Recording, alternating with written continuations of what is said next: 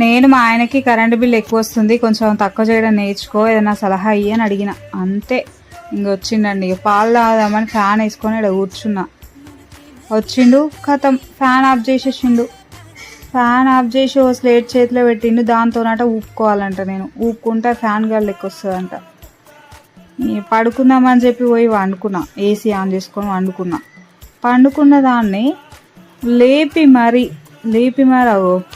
ఓ sprinkler spray bottle తీసుకొచ్చి ఆ spray బాటిల్తో spray చేసుకోవాలంట.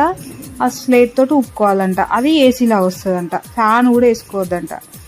మీరైతే ఎవరు మీ హస్బెండ్స్కి సలహాలు ఇవ్వకండి. ఇలా మన మీదనే రివెంజ్ తీసుకుంటూ.